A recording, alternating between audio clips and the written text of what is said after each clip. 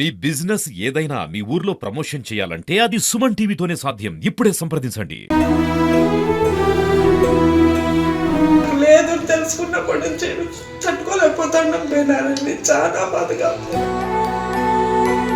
మారేడుమిల్లిలో ఈ రోజు ఉదయం జరిగిన ఘోర రోడ్డు ప్రమాదంలో పలమనేరుకు చెందిన ఇద్దరు దంపతులు మృతి చెందడం జరిగింది. ప్రస్తుతం మనం పలమనేరులోని ఆ ఇద్దరు దంపతుల ఇంటి వద్ద ఉన్నాము. వారి ఇంటి వద్ద ఇప్పటికే విషాద ఛాయలు అలుముకుంది. ఇక్కడ శివశంకర్ రెడ్డి వారి భార్య సునంద ఇద్దరు కూడా పుణ్యక్షేత్రాల కోసం తీర్థయాత్రలకు ఈ నెల 6వ తేదీన వెళ్లారు. తిరుగు ప్రయాణంలో ఈ రోజు ఉదయం ఘోర రోడ్డు ప్రమాదంలో వారు మరణించడం జరిగింది. ప్రస్తుతం వారి ఇంటి వద్ద పలమనేరులో ఉన్నాము. కుటుంబ సభ్యులను అడిగి మరిన్ని వివరాలు తెలుసుకుందాం రండి. భద్రాచలం వద్ద లోయలో ఒక బస్సు పడిపోవడం జరిగినది. అందులో పలమనేరు పాతపేటలో మున్నారాయణ శెట్టి వీధికి చెందిన మన శివశంకర్ రెడ్డి మరియు సునందారెడ్డి వీళ్ళిద్దరూ చనిపోవడం జరిగింది. వీళ్ళిద్దరూ భార్యాభర్తలు.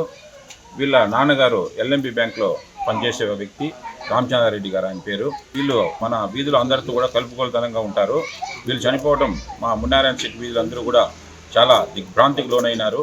అదేవిధంగా వాళ్ళ తమ్ముడు రాజేష్ గుంటూరు నుంచి మరియు వాళ్ళ బామర్ది లక్ష్మీపతి ఎస్పీ ఆఫీస్లో వర్క్ చేస్తారు. వీళ్ళిద్దరూ ఇప్పుడు కొత్తగూడెం బయలుదేరారు. రేపు బాడీ పలమనేరు చేరుకోవచ్చు.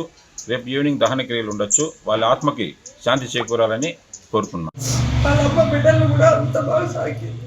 మాకు లేదు తెలుసుకున్నప్పటి నుంచి తట్టుకోలేకపోతున్నాం, జీర్ణం చేసుకోలేకపోతున్నాం. బిడ్డలు ఇద్దరు. ఆ పాప కూడా దేవునికి అంత సేవ చేస్తూ ఉండేది. ఓంశక్తి గుళ్ళోనే ఉంటా ఉండింది 24 hours. అమ్మాయి అంత దీక్షలో ఉండేది, అంత మంచి పని చేస్తూ ఉండేది. ప్రతి ఒక్కరికి హెల్ప్ చేస్తుంది, ప్రతి ఒక్కరికి ఎవరికి ఆదుకోవాలన్నా ఆదుకుంటా ఉండింది ఆ పాప. శివ అనే పిల్లోడు కూడా అంతే, ప్రతి ఒక్కరిని మంచిగా పలకరిస్తాడు, మంచిగా మాట్లాడతాడు. ఎవరికి ఏం కష్టం ఉన్నా ఓదారుస్తా చెప్తారు వాళ్ళు.